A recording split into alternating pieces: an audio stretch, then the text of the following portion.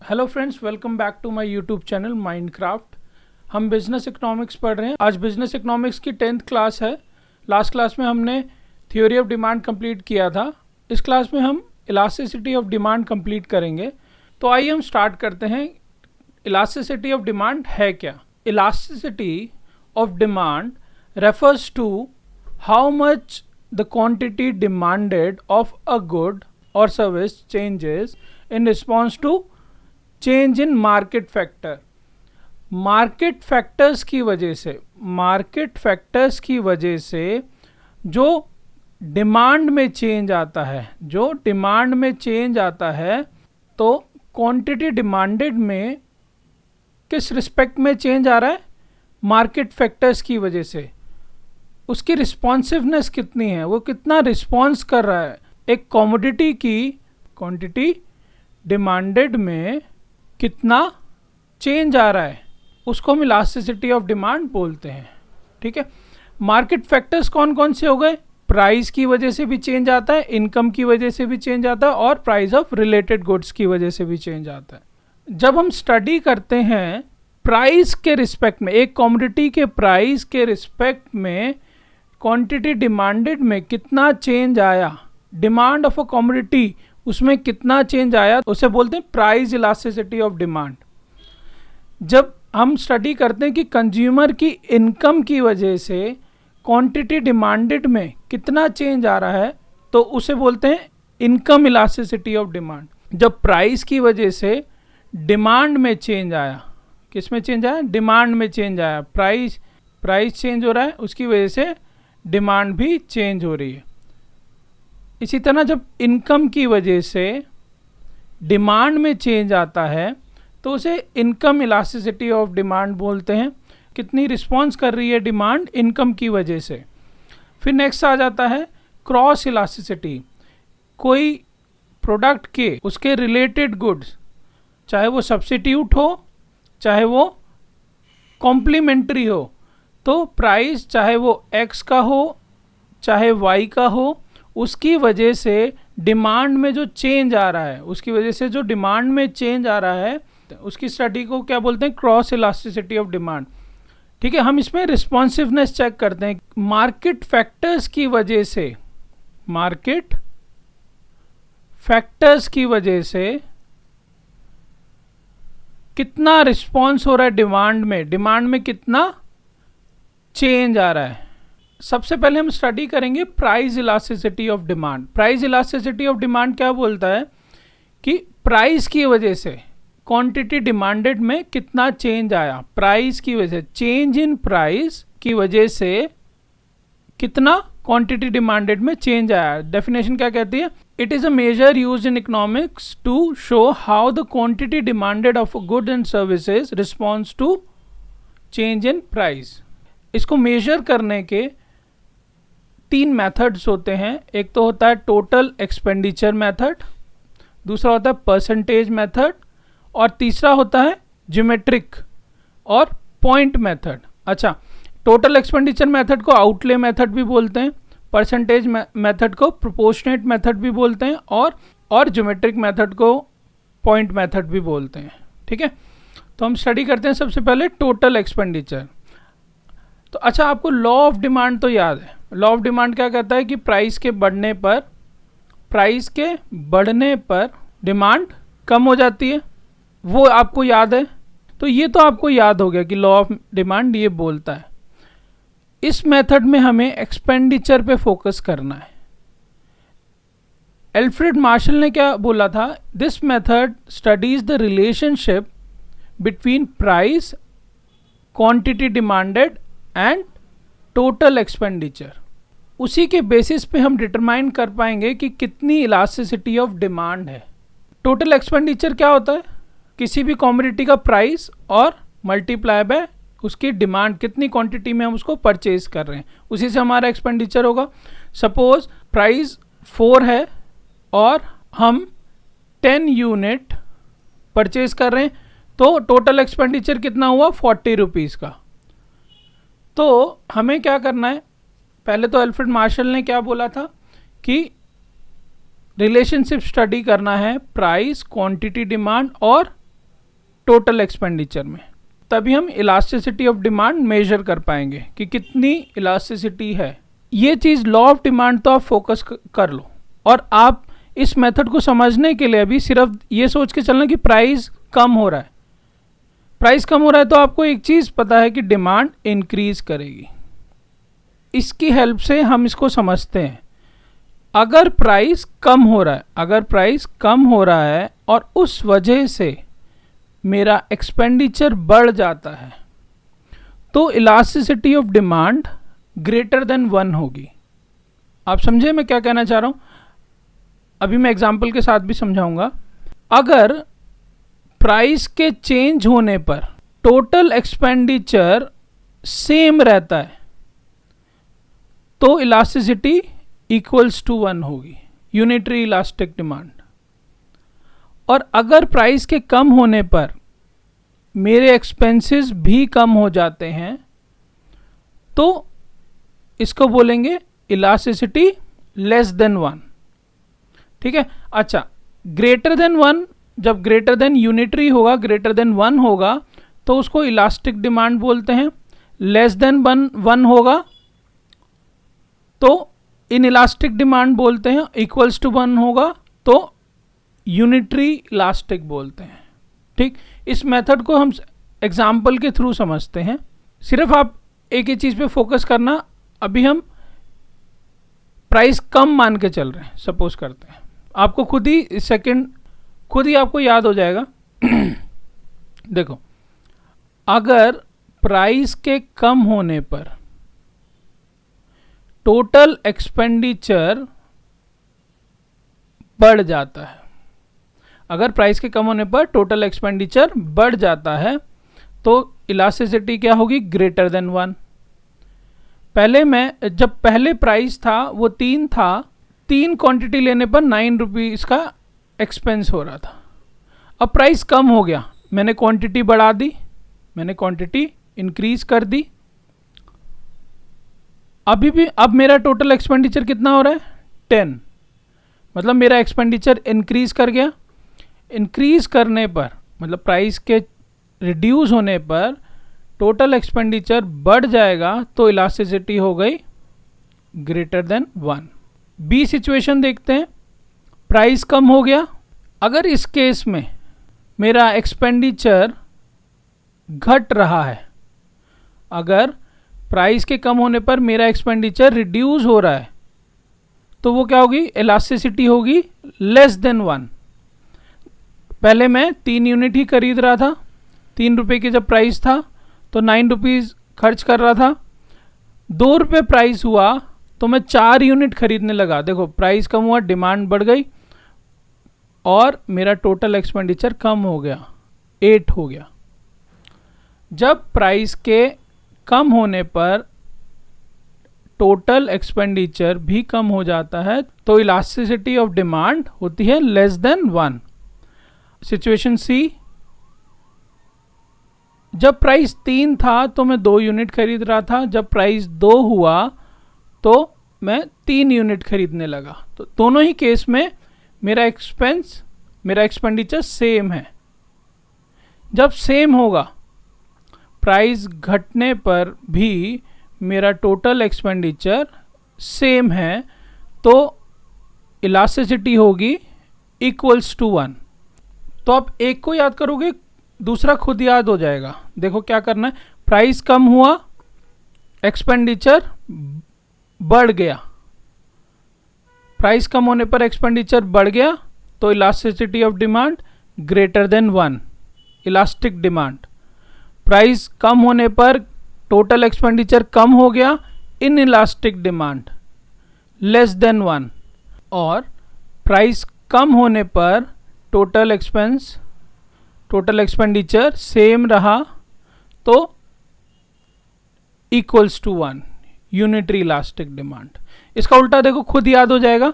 जब प्राइस बढ़ेगा total expenditure कम होगा, ग्रेटर देन 1। प्राइस बढ़ेगा, एक्सपेंडिचर भी बढ़ेगा, सेम डायरेक्शन में होगा तो लेस देन 1। जब कोई चेंज नहीं होगा तो इक्वल्स टू 1। तो आइए हम ग्राफ की हेल्प से इसको समझते हैं। सपोज करते हैं कि P1 प्राइस है, P1 प्राइस है और प्राइस कम हो गया, P2 प्राइस कम होने पर मेरे टोटल एक्सपेंडिचर में कोई चेंज नहीं आया। P1 पे भी उतना ही एक्सपेंस कर रहा था मैं, और जब P2 प्राइस हुआ कम हो गया तो भी मेरा टोटल एक्सपेंडिचर सेम है। अगर सपोज P3, मैंने क्या बोला था, प्राइस कम होने का आप याद कर लो, दूसरा खुद याद हो जाएगा। तो P3 से P1 प्राइस हुआ, सपोज P3 से P1 प्राइस हुआ, एक्सपेंडिचर पहले इतना था, अगर ये ओरिजिन है तो एक्सपेंडिचर इतना था। अभी एक्सपेंडिचर जब P1 पे आया तो इधर आ गया एक्सपेंडिचर, मतलब एक्सपेंडिचर बढ़ गया। तो प्राइस कम होने पर जब मेरा टोटल एक्सपेंडिचर बढ़ जाता है तो ग्रेटर देन 1। अच्छा, इसी तरह P2 से P4 पे प्राइस कम होता है, P2 से P4, तो P2 पे इतना डिमांड था, P4 पे टोटल एक्सपेंडिचर ओरिजिन के पास आ रहा है ना, ओरिजिन की तरफ मूव कर रहा है, कम हो गया, टोटल एक्सपेंडिचर कम हो गया, तो इलास्टिसिटी कितनी हो गई, लेस देन 1। तो देखो यहाँ पे आपको खुद ही याद हो जाएगा, इसी का ऑपोजिट, प्राइस जब इंक्रीज करेगा टोटल एक्सपेंडिचर रिड्यूस करेगा, ग्रेटर देन 1। प्राइस जब इंक्रीज करेगा टोटल एक्सपेंडिचर भी इंक्रीज करेगा, elasticity of demand less than 1। और प्राइस इंक्रीज या डिक्रीज करने पर टोटल एक्सपेंडिचर सेम रहता है, तो इक्वल्स टू 1। तो आप एक ही याद कर लेना, दूसरा खुद याद हो जाएगा। अच्छा, मैं एक बारी और रिपीट करता हूँ ये बात कि देखो, हम रिस्पॉन्सिवनेस चेक कर रहे हैं, रिस्पॉन्स की प्राइस के चेंज होने पर क्वांटिटी डिमांड में चेंज कितना हो रहा है, क्या रिस्पॉन्स है उसका, रिस्पॉन्सिवनेस कितनी है उसकी, उसको प्राइस इलास्टिसिटी ऑफ डिमांड बोलते हैं। जब हम खाली इलास्टिसिटी ऑफ डिमांड बोलेंगे तो कोई भी मार्केट फैक्टर हो गया। तो जब हम मेजर करेंगे कि मार्केट फैक्टर्स की वजह से डिमांड में, क्वांटिटी डिमांडेड में कितना चेंज आ रहा है, उसको मेजर करेंगे कि क्या रिस्पॉन्स है उसका, तो उसको हम इलास्टिसिटी ऑफ डिमांड बोलते हैं। तो अब हम करते हैं सेकंड मेथड। सेकंड मेथड है परसेंटेज मेथड। परसेंटेज मेथड को प्रोपोर्शनेट मेथड भी बोला जाता है। परसेंटेज मेथड क्या है, elasticity of demand is measured by the ratio of quantity demanded due to change in price. अच्छा देखो, प्राइस के चेंज, हम प्राइस इलास्टिसिटी पढ़ रहे हैं ना, तो प्राइस के चेंज होने पर क्वांटिटी में कितना चेंज आ रहा है, ठीक है। तो प्राइस बेस क्या है, रीज़न क्या है, प्राइस की वजह से चेंज आ रहा है क्वांटिटी में। तो इलास्टिसिटी मेजर करने के लिए हम क्या करेंगे, चेंज इन प्राइस की वजह से कितना चेंज आया क्वांटिटी में, तो उसका फॉर्मूला, अच्छा एक चीज़ तो कम होगी, या तो प्राइस कम होगा या डिमांड कम होगी, पर एक चीज़ कम होगी। जब प्राइस कम होगा तो उस टाइम पे डिमांड पॉजिटिव हो जाएगी, बढ़ जाएगी, और जब प्राइस बढ़ेगा तो डिमांड डिक्रीज होगी, मतलब एक कम हो रहा है, यहाँ पे प्राइस कम हो रहा था, यहाँ पे डिमांड। तो उसके नेगेटिव इफेक्ट को हटाने के लिए इस फॉर्मूले में एक माइनस पहले से लगा देते हैं, ताकि हम इलास्टिसिटी मेजर कर पाएँ डायरेक्ट परसेंटेज में, ठीक है। माइनस माइनस कट जाएगा। तो हम कैलकुलेट कैसे करेंगे, इसका फॉर्मूला होता है percentage change in quantity demanded divided by percentage change in price. हम किसी भी चीज़ की परसेंटेज निकालते हैं तो बेस लेते हैं पहले। तो बेस क्या होगा, एक जो पहले का प्राइस, ओरिजिनल प्राइस था, फिर चेंज कितना हुआ मल्टीप्लाई बाय 100, ये तो हो गया क्वांटिटी का। ऐसे ही प्राइस में चेंज कितना हुआ उसकी परसेंटेज कैसे निकलेगी, बेस प्राइस जो ओरिजिनल प्राइस, फिर कितना चेंज हुआ मल्टीप्लाई बाय 100। हम जब इसको फॉर्मूले में पुट करेंगे तो change in quantity divided by original quantity multiply by 100, फिर whole divided by change in price divided by original price multiply by 100। तो देखो 100 और 100 कट हो जाएगा, ऐसे हो जाएगा।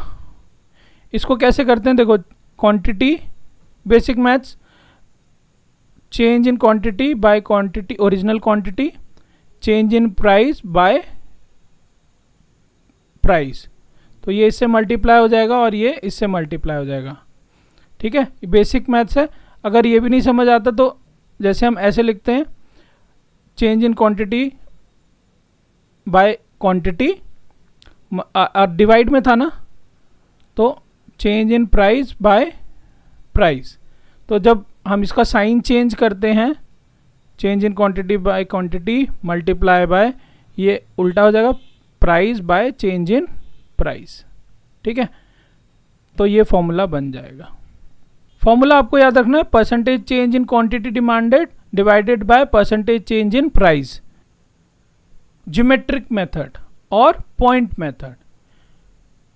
This method shows elasticity of demand at different point of on the demand curve.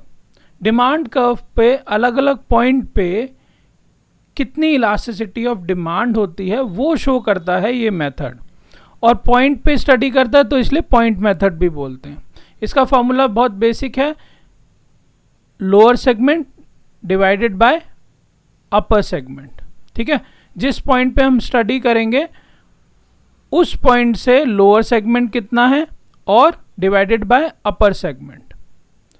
Lower segment जितना होगा सपोज सेम है, और उसी पॉइंट से अपर सेगमेंट भी सेम है, दोनों को डिवाइड करेंगे 1 आया, मतलब इलास्टिसिटी ऑफ डिमांड यूनिटरी हो जाएगी। इसको एग्जांपल से समझेंगे अभी। अच्छा, किसी चीज़ को अगर मैं 0/1 लिखूं या 0/4 लिखूं, जब 0 ऊपर होता है इसका मतलब 0 ही आएगा आंसर। तो अगर लोअर सेगमेंट है ही नहीं, 0 हो गया, तो इलास्टिसिटी ऑफ डिमांड 0 आएगी, उस केस में परफेक्टली इनइलास्टिक होती है। ऐसे ही किसी चीज़ को हम डिवाइड करते हैं 0 से, अब डिनोमिनेटर में 0 है, चाहे ऊपर 4 हो चाहे 6/0 हो, सारे ही केस में इन्फिनिटी आंसर आता है ना। तो उस केस में इलास्टिसिटी परफेक्टली इलास्टिक आएगी, इन्फिनिटी आंसर आएगा तो परफेक्टली इलास्टिक आएगी। इसको हम एग्जाम्पल से समझते हैं। पहले आप इसका फॉर्मूला देखिए। फॉर्मूला क्या है, लोअर सेगमेंट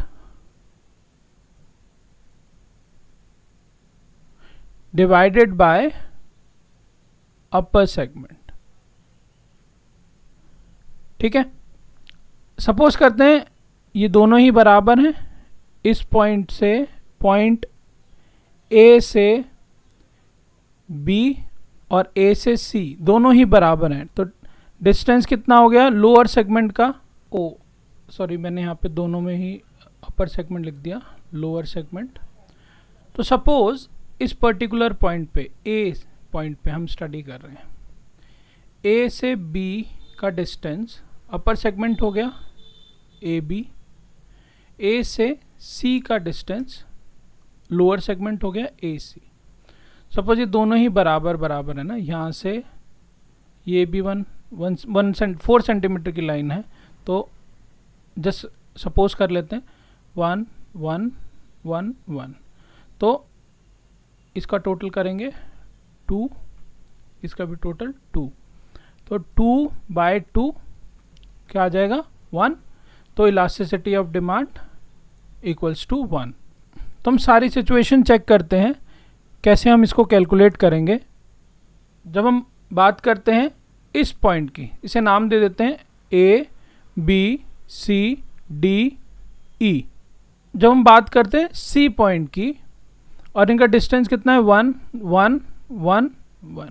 तो सी पॉइंट पे लोअर सेगमेंट कितना हो गया, लोअर सेगमेंट हो गया सी ई और अपर सेगमेंट ए सी, दोनों ही 2 2 हैं, आंसर आएगा 1 इक्वल्स टू 1, यूनिटरी आ जाएगा। अच्छा, हम ई पॉइंट की स्टडी करते हैं। पॉइंट ई, फॉर्मूला है lower segment divided by upper segment. E point पे लोअर सेगमेंट 0 है, अपर सेगमेंट सपोज ये 1 1 1 का डिफरेंस था हमने। ई पॉइंट पर अपर सेगमेंट 4, तो 0 को किसी से भी डिवाइड करें आंसर आएगा 0। तो इलास्टिसिटी क्या हो गई, परफेक्टली स्टिक। अगर हम पॉइंट ए की स्टडी करते हैं, पॉइंट ए की स्टडी करते हैं, पॉइंट ए से लोअर सेगमेंट तो पूरा है 4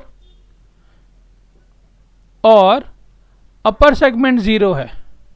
जब अपर सेगमेंट 0 है तो हम किसी भी चीज़ को 0 से डिवाइड करते हैं, आंसर क्या आता है, इन्फिनिटी, परफेक्टली इलास्टिक। ठीक। अच्छा, एक और पॉइंट ले लेते हैं। सपोज पॉइंट बी की स्टडी करते हैं। पॉइंट बी पे लोअर सेगमेंट कितना है 1 2 3 3 और अपर सेगमेंट 1, आंसर क्या आएगा 3 3। आपको देखने से ही पता चल रहा है ग्रेटर देन 1, तो बी पॉइंट पे आंसर क्या है, इलास्टिसिटी ग्रेटर देन 1। ठीक है, तो हमने इसी में देखा कि इलास्टिसिटी कितने तरह की होती है, unitary, greater than 1, less than 1, perfectly elastic और परफेक्टली इन इलास्टिक।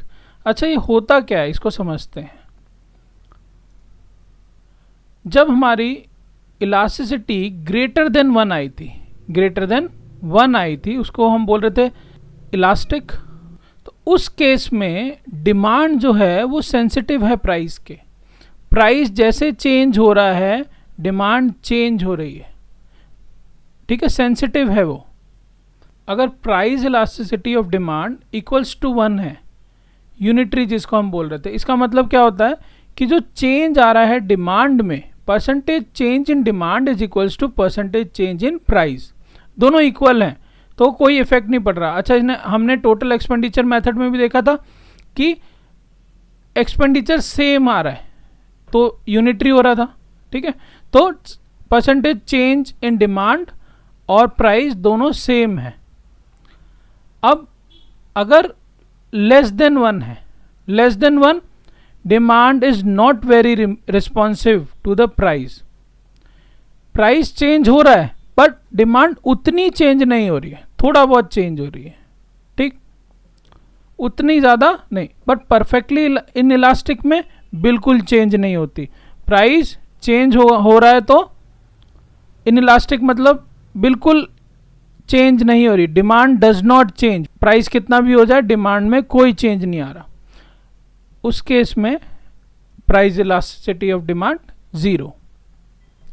अच्छा, price elasticity of demand infinity कब होगी, इन्फिनिटी होगी जब एक पर्टिकुलर प्राइस पे तो कितनी भी क्वांटिटी डिमांड कर रहा है, एट प्रिवेलिंग प्राइस कंज्यूमर क्या कर रहा है, कितनी भी क्वांटिटी, कभी उसी प्राइस पे 10 यूनिट खरीद रहा है, कभी उसी प्राइस पे 15 यूनिट खरीद रहा है, कभी उसी प्राइस पे 100 यूनिट खरीद रहा है।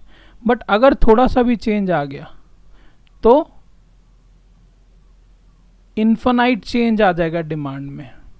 ठीक है, रियल लाइफ में ऐसा ये होता नहीं परफेक्टली इलास्टिक, कुछ सिर्फ एग्रीकल्चर गुड्स में होता है, वो भी जो गवर्नमेंट रेट रखती है उस प्राइस पे क्वांटिटी जो परचेज करती है, मिनिमम सपोर्ट प्राइस जो होता है उस पर अलग अलग क्वांटिटी, एक प्रिवेलिंग प्राइस पे कितनी भी क्वांटिटी परचेज की जा रही है, प्राइस में कोई चेंज नहीं है और उसी पे क्वांटिटी में चेंज आ रहा है, कितना भी खरीदो तो इन्फिनिटी होती है प्राइस इलास्टिसिटी ऑफ डिमांड। तो इसका मतलब परफेक्टली इलास्टिक, इलास्टिक एक इलास्टिक की तरह ना, कितना भी स्ट्रेच कर लो।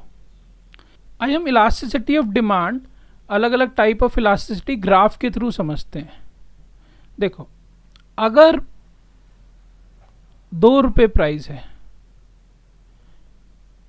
तो 4 यूनिट परचेज हो रही है। अगर 6 रुपये भी प्राइस हो गया तो भी 4 यूनिट परचेज हो रही है। मतलब कि डिमांड में कोई चेंज नहीं है, चेंज जो है वो नहीं है। इस केस में इलास्टिसिटी ऑफ डिमांड 0 हो गई, इन इलास्टिक है, बिल्कुल नहीं हिल रही, कोई भी प्राइस रख लो सेम डिमांड है, सेम यूनिट परचेज की जा रही है। जैसे सॉल्ट हो गया, सॉल्ट अगर हर महीने 2 kg सॉल्ट खरीद रहे हैं, अब ये सॉल्ट चाहे 18 रुपीज़ का हो चाहे 40 रुपीज़ का हो, सेम यूनिट परचेज की जाएगी। तो परफेक्टली इनइलास्टिक, ठीक है। Means elasticity, price elasticity of demand is equals to 0। Next case में एक ही प्राइस पे 4 यूनिट खरीद रहा है कंज्यूमर, कभी 8 यूनिट खरीद रहा है, कभी 100 यूनिट खरीद रहा है, कभी 100 यूनिट खरीद रहा है। एट प्रिवेलिंग प्राइस कंज्यूमर में बाय एनी क्वांटिटी, एक ही प्राइस पे कितनी भी क्वांटिटी परचेज की जा रही है, तो वो हो गई perfectly elastic, elasticity of demand infinity. Unitary method को समझते हैं ग्राफ के थ्रू।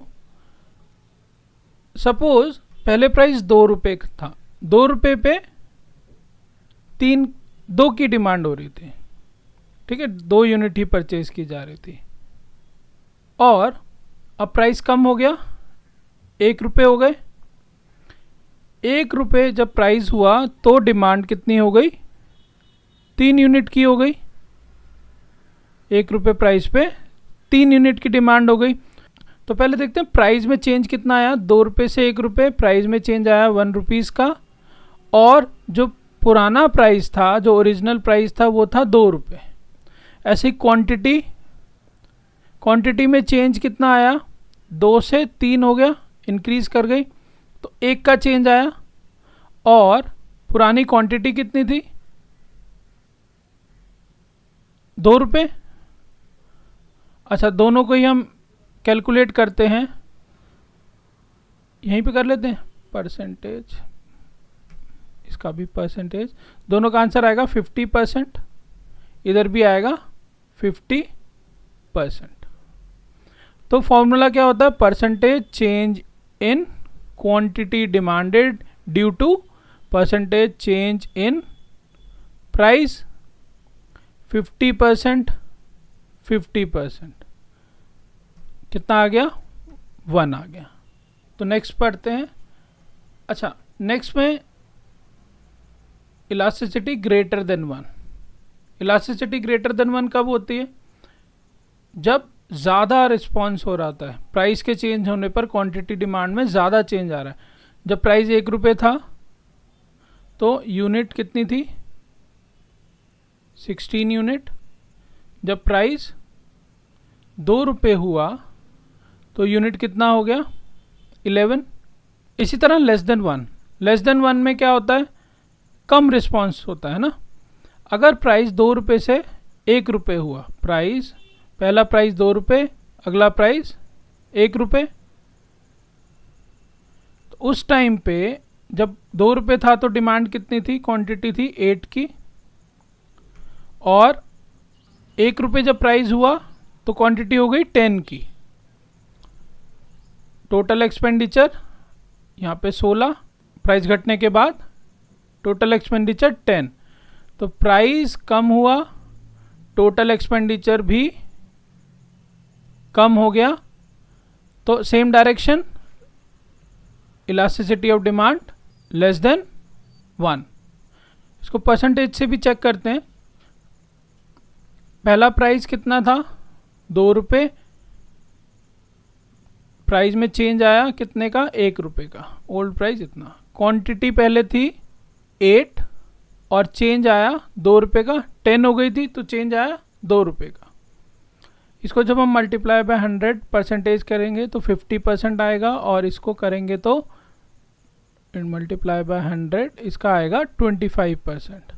तो क्वांटिटी में चेंज आया 25% का, और प्राइस में चेंज आया था 50% का। कट करा 1/2 0.5 लेस देन 1, तो इलास्टिसिटी ऑफ डिमांड कितना हो गया? Less than 1। आ रहा है आपको समझ? तो देखो elasticity of demand less than 1 कब है? जब demand is not very responsive, ज़्यादा रिस्पॉन्सिव नहीं है प्राइस के चेंज के। इसी तरह जब ज़्यादा रिस्पॉन्सिव थी, बहुत चेंज आ रहा था क्वांटिटी में, तब ग्रेटर देन 1 आ रही, demand is sensitive to the price. इस केस में चेंज सेम आ रहा है, इस केस में चेंज सेम आ रहा है कि चेंज डिमांड में जितना आया उतना ही प्राइस में जितना है उतना ही डिमांड में आ गया। परफेक्टली इलास्टिक में एक ही प्राइस पे कितना भी परचेज कर रहा है कंज्यूमर, बट अगर प्राइस चेंज हुआ तो बहुत चेंज आ सकता है, पर वो एक पर्टिकुलर प्राइस पे क्वांटिटी काफ़ी चेंज हो रही है। और परफेक्टली इन इलास्टिक में प्राइस कितना भी हो जाए, क्वांटिटी उतनी ही परचेज की जा रही है। क्या हो रहा है? Demand does not change at all with change in price. ठीक है। अच्छा, डिमांड कर्व को आपको याद कैसे रखना है? जितना ज़्यादा फ्लैटर होगा, जितना ज़्यादा फ्लैटर होगा, जैसे इस तरफ से ये फ्लैट है बिल्कुल, तो इन्फिनिटी, ये बिल्कुल सीधा है 90 डिग्री पे, तो 0। तो आप देखते जा रहे हैं जितना फ्लैटर है उतना बढ़ता जा रहा है। 45 डिग्री पे 1 हो गया, 45 डिग्री पे इलास्टिसिटी 1 हो गई। तो इससे आप स्टडी कर लोगे इन्फिनिटी से, जितना फ्लैटर है, जितना फ्लैटर है उतनी ही इलास्टिसिटी ऑफ डिमांड ज़्यादा होगी। ठीक है, उतनी इलास्टिसिटी ऑफ डिमांड ज़्यादा होगी, और जितना सीधा होगा उतनी ही इलास्टिसिटी ऑफ डिमांड कम होगी। ठीक है, लेस देन 1। इससे आप याद रखोगे, देखो यहाँ पे 0 है, यहाँ पे इन्फिनिटी है। जितना फ्लैटर होता जाएगा ग्रेटर देन 1, उसकी मैग्नीट्यूड बढ़ता जाएगा। जितना 0 के पास है, थोड़ा सा टेढ़ा हुआ, तो लेस देन 1। 45 डिग्री पे हुआ, 45 डिग्री पे इक्वल्स टू 1। ठीक है। नेक्स्ट हम स्टडी करते हैं कि कौन कौन से फैक्टर्स हैं जो elasticity, price elasticity of demand को इफेक्ट करते हैं। Factors determining elasticity of demand. इसका मतलब क्या हुआ? How sensitive consumer are to the change in the price. Price के चेंज होने पर कंज्यूमर कितना सेंसिटिव है, कितना रिस्पॉन्स कर रहा है, क्वांटिटी में कितना चेंज ला रहा है। ठीक है, तो वो पता चलता है। तो हम इसमें स्टडी करेंगे कौन कौन से फैक्टर्स हैं जो डिमांड को इफेक्ट करते हैं। ठीक है, जब प्राइस में चेंज आता है तो सबसे पहले अवेलेबिलिटी ऑफ सब्स्टिट्यूट। अगर सब्स्टिट्यूट बहुत ज़्यादा अवेलेबल हैं, अगर सब्स्टिट्यूट बहुत ज़्यादा अवेलेबल हैं, जैसे कि कोक और पेप्सी, एक का प्राइस चेंज होगा, मैं फटाफट उसकी डिमांड कम कर दूंगा, दूसरा परचेज करने लग जाऊंगा। तो अगर ज़्यादा सब्स्टिट्यूट अवेलेबल हैं तो डिमांड मोर इलास्टिक होगी, ज़्यादा इलास्टिक होगी। If consumer can easily switch to another product when price rises, demand is more sensitive. तो हल्के से चेंज से भी कंज्यूमर स्विच हो जाएगा। जैसे आटा हम लेते हैं, अलग अलग कंपनीज हैं, जैसे कोई प्राइस चेंज करे हम स्विच कर सकते हैं। अगर अवेलेबिलिटी है सब्स्टिट्यूट की और काफ़ी सब्स्टिट्यूट अवेलेबल हैं तो इलास्टिसिटी ऑफ डिमांड ज़्यादा होगी। सेकंड आता है nature of goods. Nature of good पे भी डिपेंड करता है कि उसकी डिमांड, क्वांटिटी डिमांड कितनी चेंज होगी प्राइस के चेंज होने पर। अगर प्राइस में चेंज आता है तो इसकी क्वांटिटी डिमांडेड में कितना चेंज आएगा। सबसे पहले अगर बेसिक नेसेसिटीज़ वाली चीज़ है, बेसिक नेसेसिटीज़ वाली चीज़ में जैसे बेसिक फूड हो गया, मेडिसिन हो गई, इनकी डिमांड इन इलास्टिक रहती है। प्राइस चेंज होगा फिर भी जिसको ज़रूरत है वो परचेज करेगा ही करेगा। बेसिक फूड तो परचेज करेगा ही करेगा, ठीक है। अगर लग्जरी गुड्स हैं तो डिमांड चेंज हो जाएगी। लग्जरी गुड्स में क्या होता है, जितना महंगा उतनी ज़्यादा डिमांड, ठीक है, जितना महंगा उतनी ज़्यादा डिमांड। इसका मतलब अगर प्राइस कम हुआ तो लोग उसको नहीं खरीदेंगे। इसमें क्या होता है, इलास्टिसिटी, कंज्यूमर सेंसिटिव है इसमें। अगर प्राइस चेंज हो रहा है, अगर प्राइस कम हो रहा है तो वो लग्जरी नहीं कर रहेगा, वो उसको छोड़ देगा, ठीक। तो उस केस में डिमांड इलास्टिक हो गई। और अगर कंफर्ट के लिए कुछ गुड्स हैं जैसे कि फैन, कूलर और म्यूजिक सिस्टम हो गया, शौक के लिए, अपने कंफर्ट के लिए लोग लेते हैं, तो उस केस में इलास्टिसिटी ना ही ज़्यादा इलास्टिक होगी ना ही ज़्यादा इन इलास्टिक होगी। फ़ैन खरीदेगा बट अगर प्राइस चेंज होगा तो सोचेगा, थोड़ा रुक के ले लेगा। तो इसमें डिमांड जो होती है वो नाइदर वेरी इलास्टिक और नाइदर इन इलास्टिक, ठीक। मतलब कि वो सोचेगा, प्राइस बढ़ रहा है, थोड़ा सोचेगा, रुक के लेगा, जो उसे खरीदना है वो वेट करेगा, थोड़ा डिले कर लेगा। तो इसका मतलब क्या है कि वो इफ़ेक्ट तो हो रहा है ना, बट ऐसा भी नहीं है कि वो बिल्कुल खरीदेगा ही खरीदेगा और ऐसा भी नहीं है कि वो बिल्कुल ही नहीं खरीदेगा। वो अपने कंफर्ट के लिए परचेज करेगा बट देख के करेगा। नेक्स्ट आ जाता है प्रोपोर्शन ऑफ इनकम स्पेंड। अच्छा, अगर जो प्रोपोर्शन है इनकम का वो स्पेंड हो रहा है वो कम है, स्मॉलर प्रोपोर्शन, तो चाहे इसका प्राइस भी बढ़ जाए फिर भी वो खरीद लेगा, तो इसका मतलब इनइलास्टिक हो गई। अगर ज़्यादा महंगा है, प्राइस बढ़ेगा तो वो सोचेगा, जैसे कि a price change in car और टीवी इफ़ेक्ट करता है बाइंग डिसीजंस को, तो उस टाइम पे वो सोचेगा अगर ज़्यादा प्रोपोर्शन इनकम का जा रहा है परचेज के लिए। नेक्स्ट आ जाता है इनकम ऑफ कंज्यूमर। अच्छा, कंज्यूमर की इनकम, अगर कंज्यूमर बिल्कुल ही अपर क्लास है, अपर इनकम क्लास से बिलोंग करता है, या फिर एक्सट्रीमली लोअर इनकम से बिलोंग करता है, दोनों ही केस में इन डिमांड जो है वो इनइलास्टिक रहती है। क्यों?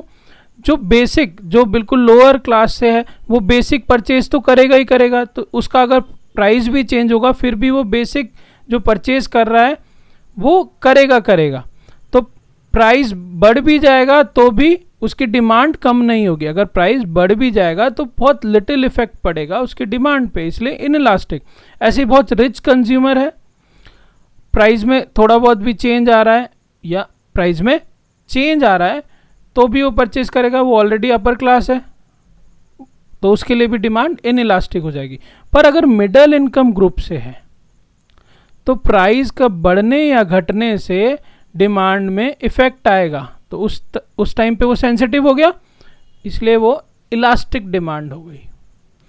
फिर नेक्स्ट आ जाता है टाइम पीरियड। अच्छा, शॉर्ट रन में तो हम इनइलास्टिक कहते हैं, कोई भी चीज़ जो हम परचेज करना चाह रहे हैं शॉर्ट रन में प्राइस बढ़ रहा है या घट रहा है उसको हम इनइलास्टिक कहते हैं।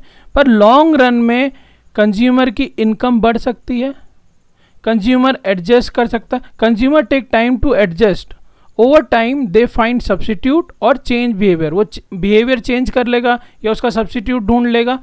तो जब लॉन्ग टर्म की बात की जाएगी तो हमेशा इलास्टिसिटी ज़्यादा होगी। नेक्स्ट आ जाता है हैबिचुअल कंजम्पशन। किसी को किसी चीज़ का एडिक्शन है, चाहे वो कॉफ़ी का हो गया, चाहे सिगरेट का हो गया, चाहे अल्कोहल का हो गया, demand does not fall even if price rises, price increases, demand उसकी इनइलास्टिक रहेगी, डिमांड फिक्स्ड रहेगी क्योंकि उसको उसका एडिक्शन है, he is addicted to that product, तो उस टाइम पे डिमांड इनइलास्टिक हो गई। नेक्स्ट आ जाता है डेफिनेशन ऑफ मार्केट। अगर ब्रॉड कैटेगरी का प्रोडक्ट है तो इनइलास्टिक डिमांड होगी, नैरो कैटेगरी का प्रोडक्ट है तो इलास्टिक होगी।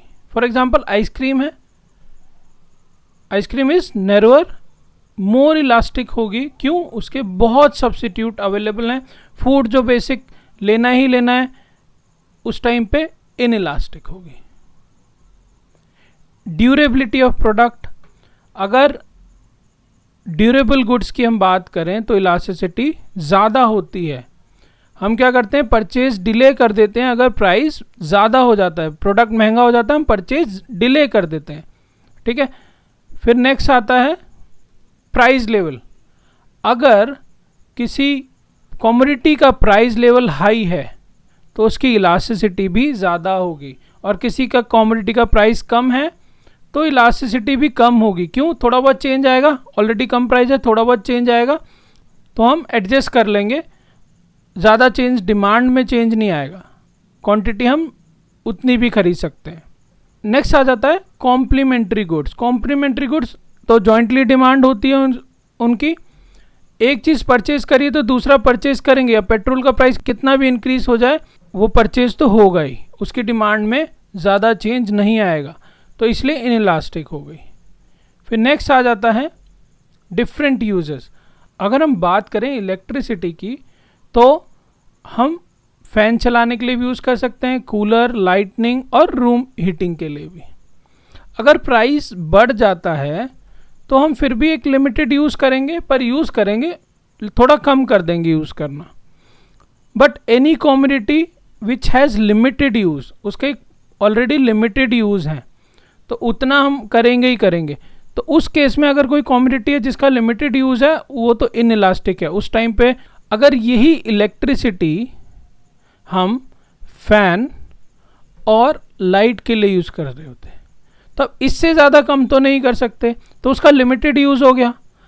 अब इस टाइम पे चाहे इलेक्ट्रिसिटी के प्राइस बढ़ जाए तो भी हम जो डिमांड है उतनी तो करेंगे ही करेंगे, उतनी इक्वल रखेंगे ही रखेंगे, तो उस केस में इनइलास्टिक हो गई। तो अगर लिमिटेड यूज़ हैं तो इनइलास्टिक, अगर बहुत सारे यूज़ हैं तो इलास्टिक। ठीक, तो आज की क्लास में इतना ही।